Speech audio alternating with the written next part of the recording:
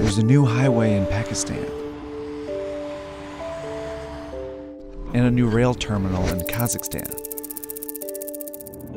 A seaport in Sri Lanka recently opened, as well as this bridge in rural Laos. What's interesting is that they're all part of one country's project that spans 3 continents and touches over 60% of the world's population. If you connect the dots, it's not hard to see which country that is. This is China's Belt and Road Initiative, the most ambitious infrastructure project in modern history that's designed to reroute global trade. And it's how China plans to become the world's next superpower.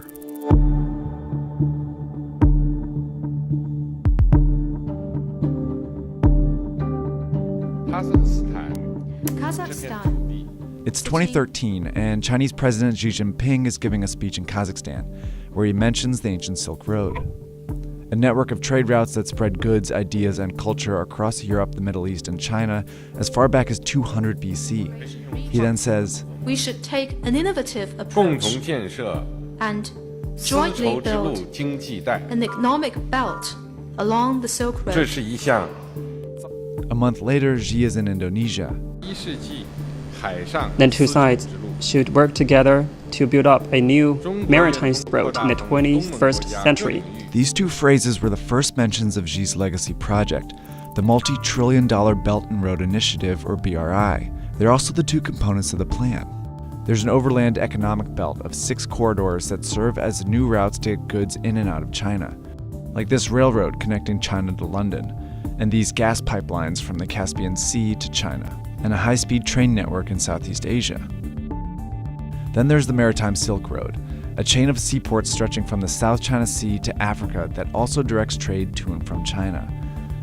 The BRI also includes oil refineries, industrial parks, power plants, mines, and fiber optic networks, all designed to make it easier for the world to trade with China. So far, over 60 countries have reportedly signed agreements for these projects. And the list is growing because China promotes it as a win-win for everyone. Take, for example, the BRI's flagship project, Pakistan.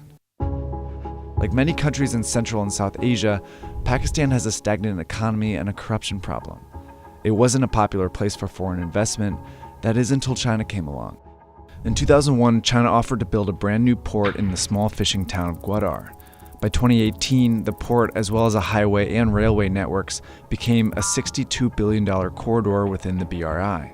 It's where the economic belt meets the Maritime Silk Road, and it seemed to benefit both countries. Pakistan saw its highest GDP growth in 8 years and forged a tight relationship with a major world power. China, on the other hand, secured a new alternative route for goods, especially oil and gas from the Middle East. Through projects like these, it also found a way to boost its economy.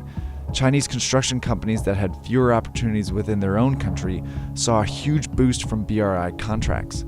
7 out of the 10 biggest construction firms in the world are now Chinese. What tips the balance in China's favor even more is a requirement that it be involved in building these projects. In Pakistan, for example, Chinese workers have directly built projects like this highway here, and a Chinese firm has worked with locals on a railway here in Serbia. China's involvement is one of its very few demands, and that's set these deals apart so far. See, typically, to get investment from the West, countries have to meet strict ethical standards. But China's offered billions of dollars, mostly in loans, with far fewer conditions. So it's no surprise the BRI has been a big hit with the less democratic countries in the region. China has signed agreements with authoritarian governments, military regimes, and some of the most corrupt countries in the world. It's even affiliated with Afghanistan, Ukraine, Yemen, and Iraq, all currently splintered by conflict. Because of China's willingness to loan money to unreliable countries, many experts have called the BRI a risky plan. Eventually, these countries will have to pay China back, but corruption and conflict make that payback unlikely. A recent report found that many of the countries indebted to China are very vulnerable, including 8 that are at high risk of being unable to pay. So why does China keep lending? Because there's more to the BRI than just economics. In Sri Lanka, China loaned about $1.5 billion for a new deepwater port.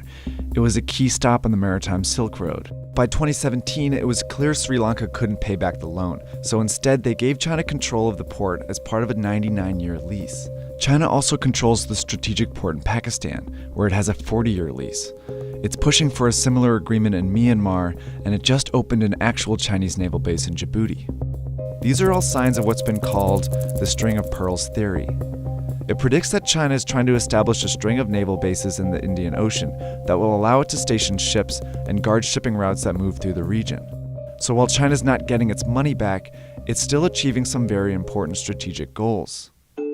China's growing influence challenges the status of the US, which has been the world's lone superpower for the last several decades.